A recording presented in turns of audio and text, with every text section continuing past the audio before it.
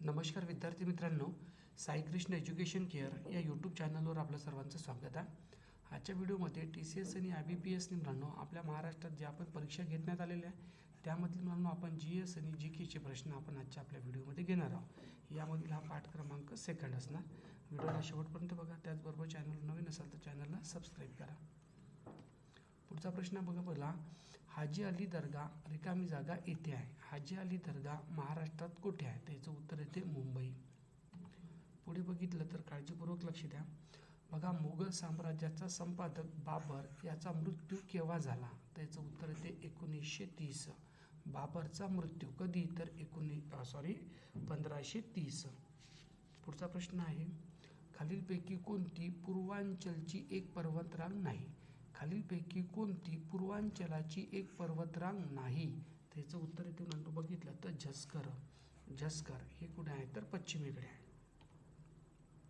पुढचा प्रश्न आहे बघा, भारताच्या 2011च्या जनगणनेनुसार 2011 मधील महाराष्ट्रातील बाललिंग गुणोत्तर रिकामी जागा मुली यांच्या मुले होते. म्हणजे आपलं महाराष्ट्राचं बाललिंग गुणोत्तर किती? 2011 नुसार बाललिंग गुणोत्तर किती? त्याचं उत्तर येते म्हणून बघितलं तर ऑप्शन क्रमांक 3, 1894 एवढं बाललिंग गुणोत्तर दिसून येते. पुढचा प्रश्न आहे बघा, मेजर ध्यानचंद खेलरत्न पुरस्काराची घोष रक्कम किती आहे? याचं मुलांना बघितलं तर पहिले नाव काय होतं या खेलरत्न पुरस्काराचं ते मला कमेंट बॉक्समध्ये सांगसान. आता बघितलं तर मेजर ध्यानचंद खेलरत्न पुरस्काराचं रोख रक्कम किती असा आपल्याला प्रश्न दिलेला आहे. याचं उत्तर येते म्हणून 25 लाख रुपये. 25 लाख रुपये एवढी रक्कम आहे मेजर ध्यानचंद खेलरत्न. पुढचा प्रश्न, महाराष्ट्राच्या 2020 आणि 21च्या आर्थिक पाहणी अहवालानुसार महाराष्ट्रातील ग्रामीण भागात किती टक्के लोकसंख्या दारिद्र्य रेषेखालील आहे? आपल्या महाराष्ट्रातील किती टक्के लोकसंख्या दारिद्र्य रेषेखालील आहे? त्याचं उत्तर आहे मुलांनो 24.2%. 24.2%. पुढचा प्रश्न, महाराष्ट्रात किती जिल्हे आहेत? त्याचं उत्तर इथे बघितलं तर 26. या जिल्ह्यापैकी बघितलं तर फक्त 34 जिल्ह्यामध्येच आपल्याला जिल्हा परिषदा दिसून येते. हे एक लक्षात ठेवसा. 2011च्या जनगणनेनुसार महाराष्ट्रातील एकूण झोपडपट्टीतील लोकसंख्येच्या सुमारे टक्के झोपडपट्टीतील लोकसंख्या महाराष्ट्रात राहते. म्हणजे भारतात जेवढी झोपडपट्टीची लोकसंख्या त्याच्यापैकी आपल्या महाराष्ट्रात किती राहते असा आपल्याला प्रश्न विचारलेला आहे. त्याचं उत्तर इथे बघितलं तर 18.1%. लक्षात ठेवा, झोपडपट्टीतील लोकसंख्या 18.1%.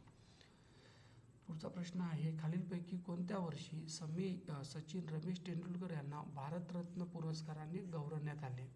म्हणजे सचिन रमेश तेंडुलकर यांना कोणत्या वर्षी देण्यात आलेलं आहे? ह्याचं उत्तर येते 2014 साली. 2014 साली. लक्षात राहू दे सर, सर्वात कमी वयाचे होते. पुढचा प्रश्न आहे, काळजीपूर्वक लक्ष द्या. खालीलपैकी कोणता राजकीय पक्ष नाही असा आपल्याला प्रश्न विचारलेला आहे? याचं उत्तर आहे मुलांनो आम आदमी पार्टी.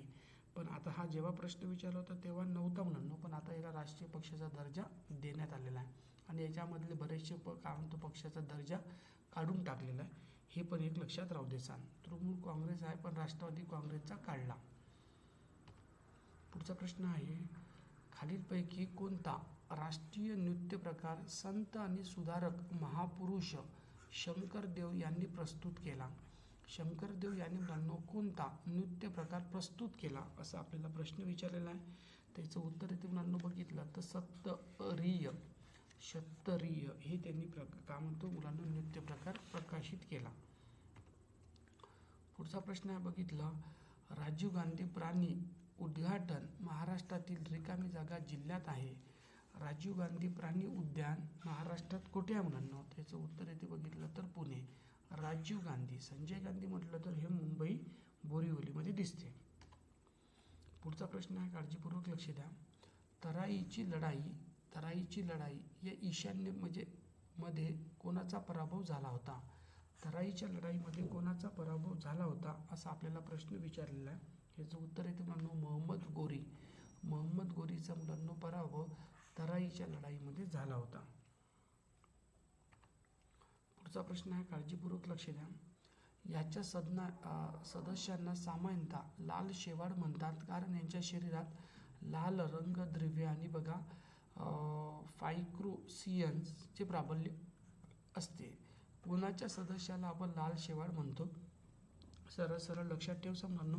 हा बघितलं तर लाल शेवाळ वर्ग याला आपण लाल शेवाळ म्हटलं जाते. पुढचा प्रश्न आहे, काळजीपूर्वक लक्ष द्या.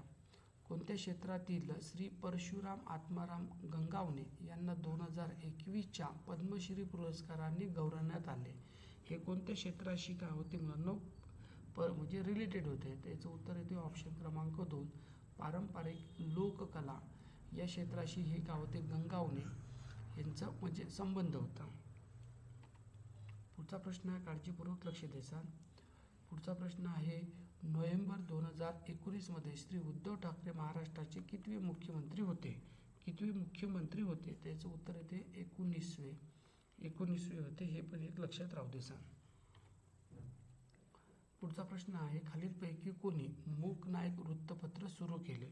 मूक नायक कोणी सुरू केले? त्याचं उत्तर येते डॉक्टर बाबासाहेब आंबेडकर यांनी हे सुरू केलेले आहे. पुढचा प्रश्न आहे, काळजीपूर्वक लक्ष द्यायचा. भारतामध्ये जर एखाद्या गावाची लोकसंख्या रिकामी जागापेक्षा कमी असेल तर अशी लोकसंख्या अधिक गावं एका ग्रामपंचायत अंतर्गत येते. म्हणजे याला आपण म्हणतो ना गट ग्रामपंचायत. त्यासाठी किती लोकसंख्या असणं गरजेचं आहे? तर लक्ष द्यायचं 500पेक्षा कमी असेल तर आपण गट ग्रामपंचायत स्थापन करतो. पुढचा प्रश्न बघा, भारतीय राज्यघटनेने खालीलपैकी कोणत्या देशाकडून राज्य धोरणाची निर्देशात्मक तत्त्वे घेतलेली आहे? आता भारतीय राज्यघटनेने खालीलपैकी कोणत्या देशाकडून राज्य धोरणाची निर्देशात्मक तत्त्वे घेतलेली आहे असा आपल्याला प्रश्न दिलेला आहे. त्याचं उत्तर इथे मुलांना बघितलं तर आयर्लंड. कोणचा म्हणून आपण? आयर्लंड या देशाकडून आपण घेतलेली आहे. पुढचा प्रश्न आहे, खालीलपैकी कोणी हिंदुस्थानी प्रचार सभेची स्थापना केली? हिंदुस्थानी प्रचार सभेची स्थापना कोणी केली? त्याचं उत्तर येते मुलांना महात्मा गांधी यांनी. महात्मा गांधी यांनी. पुढचा प्रश्न बघा, बोधिसत्वाचार्य अवतार किंवा बोधिचारत्व अवतार हे लेखक खालीलपैकी कोण? याचं लेखन कोणी केलं असा आपल्याला प्रश्न विचारलेला आहे. त्याचं उत्तर येते मुलांना शांतीदेव. हे दोन लक्ष द्यायचं मुलांना. बोधी या शब्दावरून लक्षात येणार. पुढचा प्रश्न आहे, लक्ष द्यायचा. महाराष्ट्रात सप्टेंबर 2019 अखेरीस असणारे इंटरनेट ग्राहकाची संख्या 9.7 कोटी होती, तर ती सर्व राज्यामध्ये स्थानिक आहे. म्हणजे सर्व राज्यामध्ये कितवी आहे असं आपल्याला म्हटलेलं आहे महाराष्ट्रामध्ये. तर हे कितवी आहे असा आपल्याला प्रश्न विचारलेला आहे. त्याचं उत्तर येते म्हणून बघितलं तर सर्वोच्च आहे. किती म्हणू आपण? सर्वोच्च. पुढचा प्रश्न आहे बघा, पुणे जिल्ह्यातील जुन्नर येथे रिकामी जागा लेण्यामध्ये सातवाहक राजवंशाच्या महत्त्वाच्या व्यक्तीची नावे कोरली आहे. म्हणजे जुन्नर येथे कोणत्या लेण्यामध्ये? लेणी विचारलेला आहे. याचं उत्तर आहे नाणेघाट. मग अशीच बघितलं आपण नाणेघाट हा सातवाहक राजाच्या काळातला घाट आहे. पुढचा प्रश्न आहे, लक्ष राहू द्यायचा. भारतीय वनस्पती सर्वेक्षणचे मुख्यालय कुठे आहे? भारतीय वनस्पती सर्वेक्षण याचे मुख्यालय कुठे आहे असा आपल्याला प्रश्न दिलेला आहे.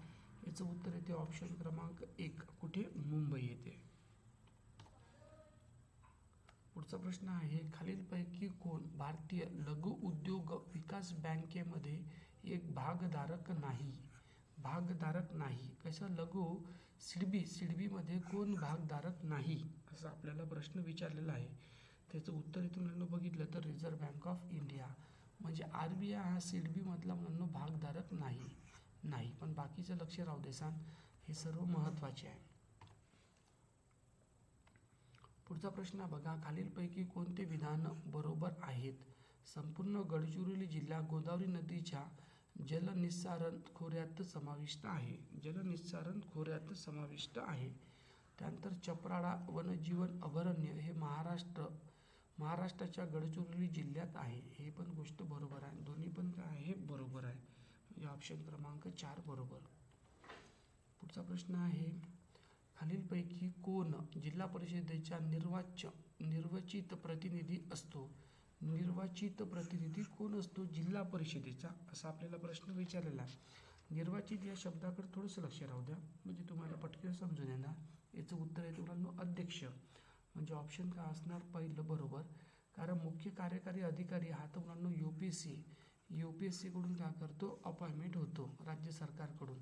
आणि जो काय म्हणतो मुख्य कार्यकारी अधिकारी असतो तो आपला महाराष्ट्र शासनाचा पण राहतो. ओके. त्याचबरोबर बघितलं तर BDO हे बघितलं तर पंचायत समितीसाठी. सांगली जिल्ह्यात महाराष्ट्राच्या या विभागात येतो. सांगली जिल्हा कशात येतो मुलांनो? त्याचं उत्तर येते ऑप्शन क्रमांक 3 पुणे. पुणे येथे मुलांनो आपल्याला दिसून पडते सांगली जिल्हा. म्हणजे पुणे विभागामध्ये, पुणे विभागात एकूण 5 जिल्ह्यांचा समावेश होतो. ही पण गोष्ट लक्षात ठेवा. पुढचा प्रश्न आहे, जागतिक बहुआयामी गरिबी निर्देशांक किती मापदंडावर तयारीत होतो? जो गरिबी निर्देशांक असतो मुलांनो, बरोबर आहे, हा किती मापदंडावर आधारित असतो? त्याचं उत्तर आहे मुलांना बघितलं तर ऑप्शन क्रमांक 1 10 निर्देशांक 3 आयामामध्ये विस्तारित असतो. लक्षात राहू दे सांग, 10 आणि 3 आयाम. पुढचा प्रश्न आहे बघा, मंगेश पाडगावकर यांना 2008 मध्ये महाराष्ट्र भूषण पुरस्काराने गौरवण्यात आले. तर त्यांचा जन्म महाराष्ट्रातील रिकामी जागा जिल्ह्यात झाला आहे. कोणत्या जिल्ह्यात झालेला आहे यांचा जन्म? त्याचं उत्तर इथे मिळालं सिंधुदुर्ग जिल्ह्यामध्ये मंगेश पाडगावकर. पुढचा प्रश्न आहे, काळजीपूर्वक लक्ष द्या. खालीलपैकी कोणते भारतीय राज्य सर्वात कमी लोकसंख्या आहे? सर्वात कमी लोकसंख्या कोणती म्हटलेलं आहे? तर पटकन लक्षात येते मुलांनो सिक्कीम मुलांनो हा एकदम कमी लोकसंख्या असलेला राज्य आहे. पुढचा प्रश्न आहे बघा, 2011च्या जनगणनेनुसार रिकामी जागा, वर्ष व त्यावरून अधिक वयाची व्यक्ती जी कोणत्याही भाषा समजून घेऊन ध्वनी वाचू किंवा लिहू शकते त्याला साक्षरता म्हणतात. म्हणजे किती वर्षावरचे लोकांना आपण काय म्हणतो? साक्षर समजतो मुलांनो. किती वर्षाच्या वरच्या? त्याचं उत्तर इथे बघितलं तर 7 वर्ष. लक्ष ठेव सांग. पुढचा प्रश्न बघा, पुढीलपैकी कोणत्या वर्षी निवडणूक आयोग प्रथमच बहुसदस्यीय झाला? पहिल्या वर्षी. त्याचं उत्तर येते 89. जेव्हा आपण निवडणूक आयोगाची स्थापना केली 15 जानेवारी 1950 रोजी, त्यावेळेस फक्त 1 सदस्यीय आयोग होता. मग नंतर याच्यामध्ये भरपूर वेळा काय केली? बदल केली. मग नंतर 1950 पासून 1989 याच वेळेस 2 सदस्याची नियुक्ती केली. असं बदल करत करत मुलांना आता बहुसदस्यीय आयोग झालेला आहे. पुढचा प्रश्न आहे, काळजीपूर्वक लक्ष द्या. कोणत्या वर्षी काँग्रेस समाजवादी पक्षाची स्थापना झाली? काँग्रेस समाजवादी पक्षाची स्थापना कोणत्या वर्षी झाली असा आपल्याला प्रश्न विचारलेला आहे. याचं उत्तर आहे 1934 मध्ये मुलांना आपल्याला काय म्हणून काँग्रेस समाजवादी पक्षाची स्थापना होताना दिसून आली. पुढे बघू. पुढचा बघा, खालीलपैकी कोणत्या पर्वताला महाराष्ट्राचा एव्हरेस्ट असं म्हणतात? महाराष्ट्राचा एव्हरेस्ट कोणाला म्हणतात? त्याचं उत्तर आहे कळसुबाई. कळसुबाई किती? 1646 मीटर एवढा. आणि फूट पण लक्ष द्या, 5400 फूट एवढी काय म्हणतो मोठा आहे. पुढचा प्रश्न आहे, शिवाजी महाराजांनी महाराष्ट्र स्वराज्य स्थापन केले. शिवाजी महाराज यांनी त्यांच्या राज्याभिषेकाच्या वेळी अष्टप्रधान मंडळाची नेमणूक केली. कोणतं बरोबर आहे? तर आपल्याला तर दोन्ही पण बरोबर आहे. बरोबर आहे. पुढचा प्रश्न आहे, खालीलपैकी कोणत्या भारतीय राज्यात निव्वळ पेरणी क्षेत्र राष्ट्रीय सरासरीपेक्षा कमी आहे? सरासरीपेक्षा कमी आहे. याचं उत्तर आहे हिमाचल प्रदेश. कारण हिमाचल प्रदेशामध्ये खूप जास्त टेकड्या आहेत, त्याच्यामुळे पेरणी क्षेत्र कमी आहे.